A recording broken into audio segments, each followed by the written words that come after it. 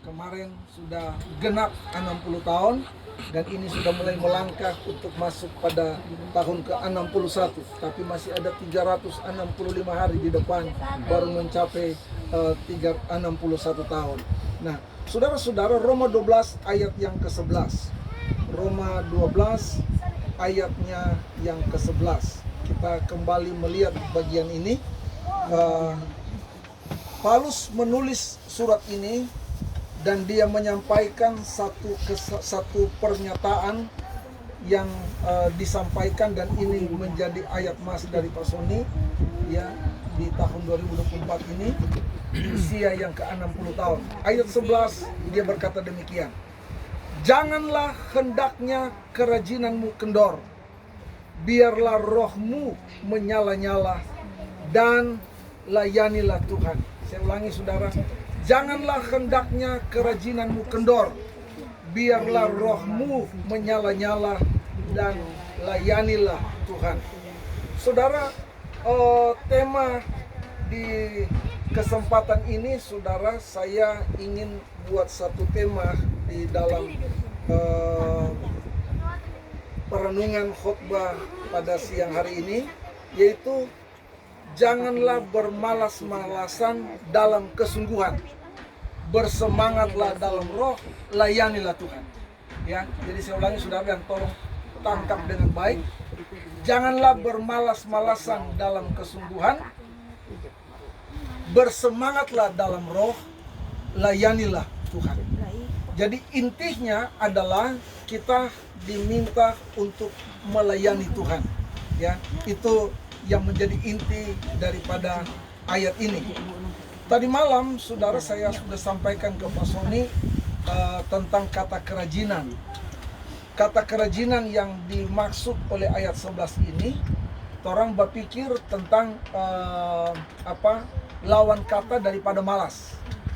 Tapi kalau saudara perhatikan dalam terjemahan asli Alkitab, yaitu bahasa Yunani, itu dipakai kata spode, itu yang saya sudah bilang tadi malam. Itu berarti ketekunan, itu berarti kesungguhan, itu berarti semangat, itu berarti usaha yang giat. Jadi itu kata kerajinan. Nah sekarang ternyata untuk melayani Tuhan kita butuh kerajinan. Apa itu kerajinan? Spode. Apa itu spode? Ketekunan, kesungguhan, semangat, dan usaha yang giat. Ya, itu yang dimaksud dengan kerajinan dalam kita mau melayani Tuhan. Nah, saudara, saya coba periksa kamus bahasa Yunani untuk kata melayani. Karena kita diminta di sini, Pak Sony diminta untuk melayani. Kata melayani dalam bahasa Indonesia ya cuma melayani. Tapi setelah saya periksa dalam bahasa Yunaninya, itu ada 6 kata. Paling tidak ada 6 kata yang bicara tentang pelayanan, melayani. Yang pertama saudara adalah diakoneo. Ya, ini yang akhirnya menjadi diaken. Itu diakoneo. Kata diakoneo itu saudara, itu menunjuk kepada pelayan atau hamba. Itu tuh diakoneo, ya, yang sekarang orang kenal dengan kata diaken. Ya, saudara, itu yang pertama. Kita melayani dalam pengertian kita memang bertugas sebagai pelayan, ya, kita bertugas sebagai hamba. Kata yang kedua saudara, selain daripada diakoneo tadi, itu ada dulevo. Dulevo. Kata dulevo ini saudara, itu menunjuk kepada ketundukan, kepada pengabdian. Nah, Roma 12 ayat 11 itu melayani di situ pakai kata dulevo. Ya, itu bicara tentang ketundukan, bicara tentang pengabdian. Ya, itu melayani. Tadi diakoneo tadi, saudara, itu adalah melayani dalam arti pelayan, hamba. Tetapi saudara, dulevo saudara, itu adalah kita tunduk, kita dalam ketundukan, kita dalam pengabdian penuh. Itu kata kedua dalam melayani. Ya, kata ketiga saudara adalah latreo. Gak apa-apa orang sekali-sekali jadi Yunani kan ya. Latreo. Jadi latreo itu saudara adalah bersifat penyembahan atau ibadah. Ketika orang beribadah itu pelayanan. Ketika orang menyembah itu pelayanan. Kita melayani Tuhan ya. Itu latreo ya. Kita menyembah kepada Tuhan. Kita beribadah. Latreo. Latreo itu seringkali dalam bahasa Indonesia kita diterjemahkan dengan kata beribadah, ya, saudara, atau dengan kata penyembahan. Itu latreo. Jadi kalau saudara lihat di dalam bahasa Indonesia kita ada pakai kata penyembahan, kata beribadah, itu kadang diterjemahkan dari kata latreo yang sebenarnya menunjukkan melayani. Itu latreo. Yang keempat saudara adalah leotorgeo, ya. Leotorgeo ini adalah sama dengan imam yang berdiri melayani. Itu tuh leotorgeo ya saudara, yaitu melayani dalam konteks umum atau maksudnya dalam tugas religius ya, rohani maksudnya ya. Itu imam sama dengan Harun ya saudara, dan anak-anak yang bertugas sebagai imam sampai kepada imam besar ya, itu daripada di Harun. Yang kelima saudara, melayani dalam bahasa Yunani itu dipakai kata hupereteo ya. Hupereteo itu saudara adalah melayani di bawah otoritas seseorang ya. Jadi saya melayani firman Allah, ini kita di bawah otoritas.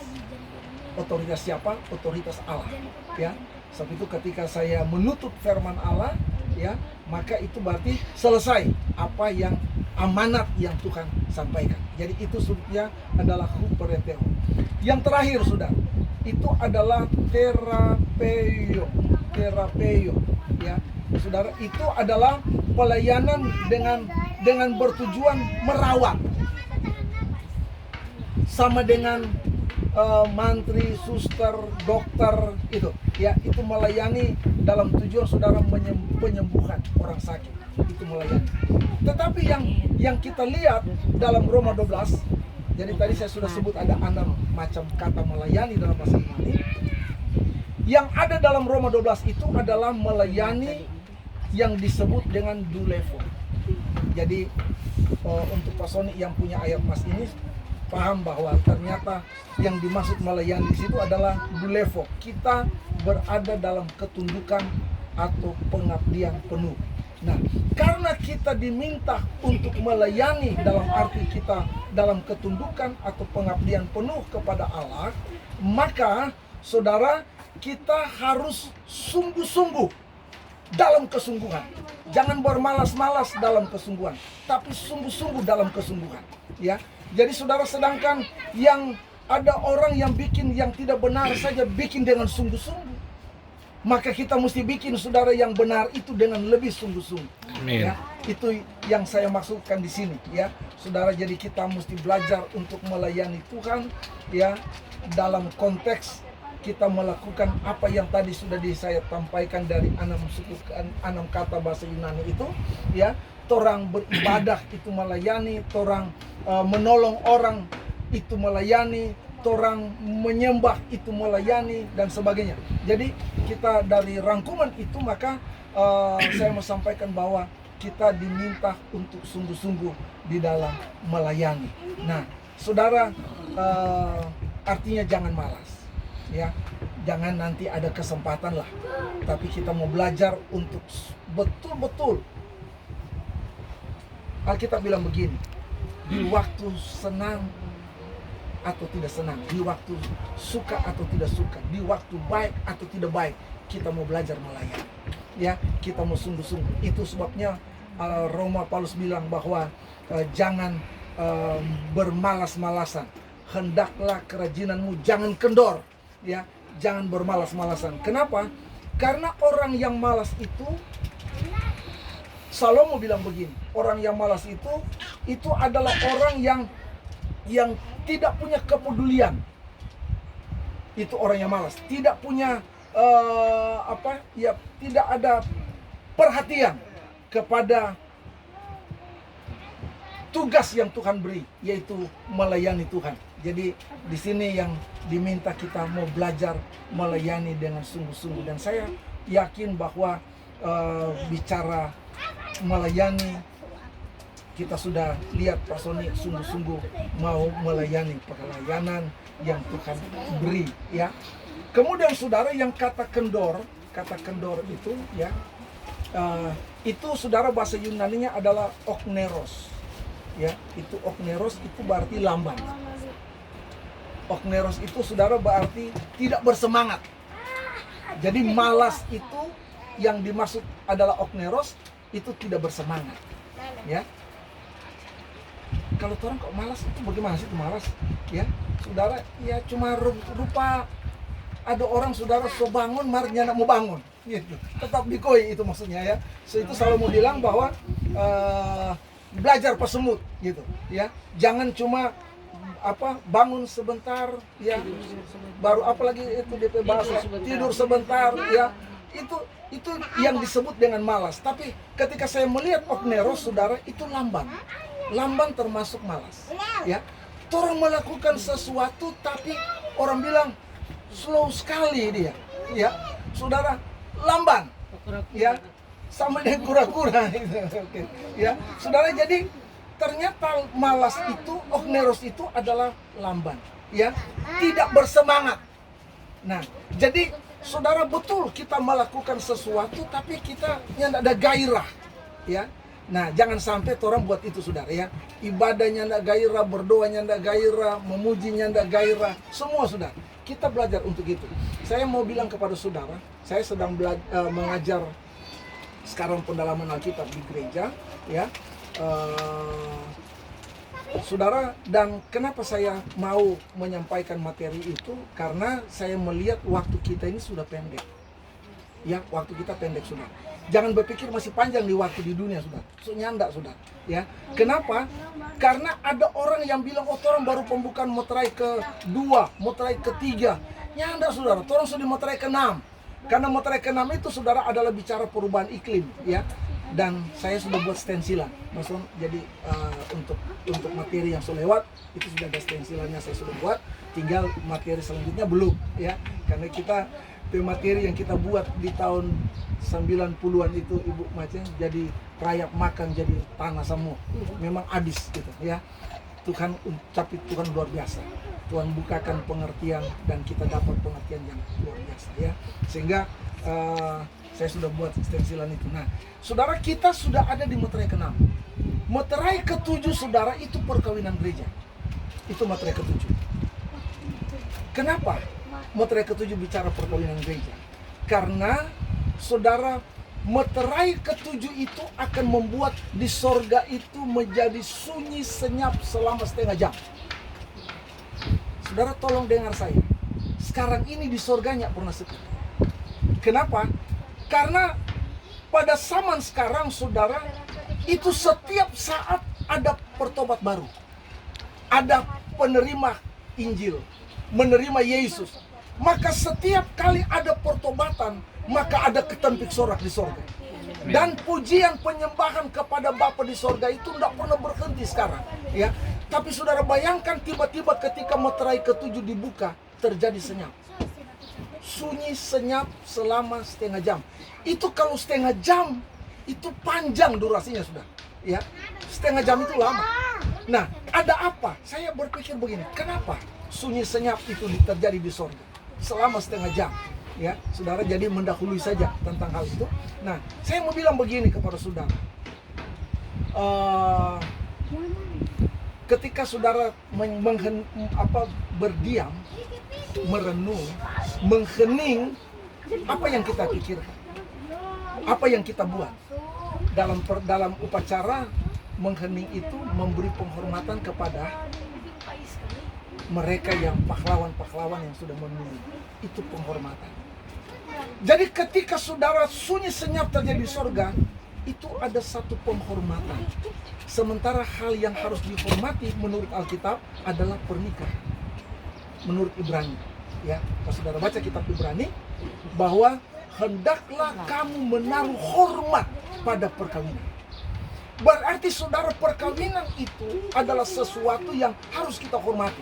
Jadi ketika saudara terjadi sunyi-senyap di surga, saya langsung tahu bahwa itulah peristiwa perkawinan gereja. Ya. Nah, dalam perkawinan gereja berarti gereja harus sempurna.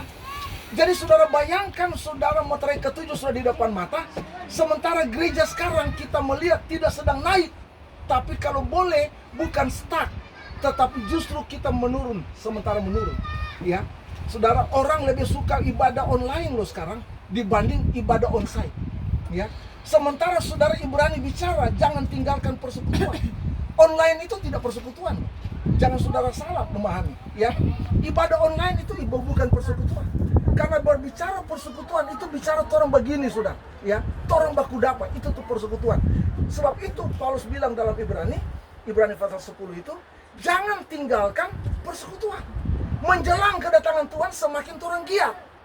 Itu seharusnya. Itu yang saya mau kaitkan dengan kata kerajinan tadi. Ya, orang jangan kendor. Kita jangan tidak semangat. Ya, dalam kita beribadah kepada Allah kita mesti semangat. Nah, setan sedang menyeret kita untuk kita jauh daripada persekutuan. Ya, dimulai dengan pandemi. Dari situ saudara, pemerintah kasih larangan, tidak boleh onsite, ibadah online. Dari ibadah online itulah sampai sekarang orang lebih tertarik. Ya, online jo, ibadah online kita nggak perlu berganti baju, ibadah online kita nggak perlu mandi. Orang kan nih tahu orang mandi dan tidak mandi. Ya, orang nih tahu kalau orang nonton atau tidak nonton. Ya, itu saudara online. Jadi saudara lihat, setan sedang mempengaruhi kita, saudara, dengan cara yang real, gitu. Ya, sehingga orang berpikir nggak ada masalah kok, gitu. Ya, betul saudara. Kalau waktu pandemi, ya silakan saudara. Ya, walaupun saya sendiri selama pandemi kita nggak perlu tutup gereja. Ya, nah, jadi yang saya maksudkan di sini adalah gereja yang kawin, gereja sempurna.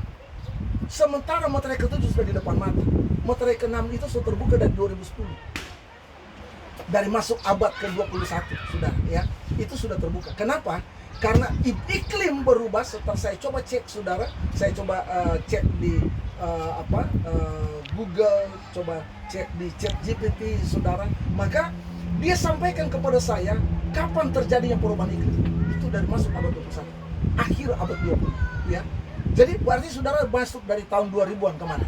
Ya, memang betul, saya langsung ingat, iyo, pada waktu itu saudara sampai Badan Meteorologi dan Geofisika itu nggak bisa kasih ramalan cuaca. Karena dorang ramal besok hujan, panas. Dorang ramal besok panas, hujan. Maka stop ramalan waktu itu. Saudara, kalau mungkin saudara ada ikuti yang lalu, itu sempat tidak ada ramalan. Kalau sekarang so ada ulang itu ramalan. Tapi saudara tolong lihat, dengan terjadinya perubahan iklim, terjadi perubahan buah. Saudara coba lihat, dulu buah-buah itu saudara DP top Desember. Sekarang Februari baru mulai, ya, sampai April loh saudara. Jadi saudara lihat tentang perubahan ini, ya. Saudara, betul Alkitab bilang matahari akan jadi hitam, bulan akan jadi merah seperti darah. Itu terjadi sudah, ya. Dan oke lah, saya sepintas. Artinya begini, kita punya waktu pendek. Jadi marilah kita betul-betul sungguh-sungguh melayani Tuhan. Ya, jadi bukan cuma Pak Sony yang punya ayat mas ini, tapi orang semua juga mau belajar untuk bukan hanya online, tapi orang belajar onsite. Online itu tambahan, gitu. Ya, itu camu-camu saudara. Memang perlu orang camu-camu, ya, saudara, supaya orang dapat lagi snack itu perlu saudara, ya. Lewat online itu orang ambil snack itu boleh, saudara, ya. Silakan. Tapi belajar orang ibadah onsite itu sangat penting, ya. Baru kemudian saudara, rohmu. Kata roh di situ itu dipakai bahasa Yunaninya adalah saudara pneuma. Pneuma itu roh, ya. Nah, pneuma itu saudara merujuk pada sikap, merujuk pada semangat batin itu pneuma, ya. Jadi biarlah rohmu menyala-nyala. Sebab itu saya beri tema tadi saudara, jangan bermalas-malasan dalam kesungguhan, dan saudara bersemangatlah dalam roh, layanilah Tuhan, ya saudara. Jadi itu yang saya ingin kita lihat, bahwa ternyata orang mesti belajar menyala-nyala. Menyala-nyala itu seo, bahasa Yunaninya itu seo, ya. Itu berkobar, mendidih itu menyala-nyala. Itu seo itu berkobar mendidih. Ya, saudara, jadi saya rindu di kesempatan ini ya biar orang solapan kita belum pergi smoko maka sudah ada makan cookies tadi di toko ya saudara, kita mau belajar ibadah sungguh-sungguh ya, amin. Amin. Dan kita mau betul-betul melihat bagaimana campur tangan Tuhan. Kan itu saudara, mendahului perkawinan gereja ada peristiwa yang akan terjadi, pencurahan roh 2 kali ganda yang akan membuat terjadinya kegerakan rohani. Kegerakan rohani inilah yang akan membuat gereja cepat sput pada penyempurnaan. Ya, jadi saudara, sehingga sekalipun kelihatan sekarang gereja sedang loyo, gereja sedang stuck, gereja sedang mundur, tetapi saya percaya kalau Tuhan beri pencurahan roh 2 kali ganda, maka gereja akan langsung pada penyempurnaan. Ya, itu sebabnya kita mau sama-sama berada di hadapan Allah. Oleh karena anugerah Tuhan. Amin.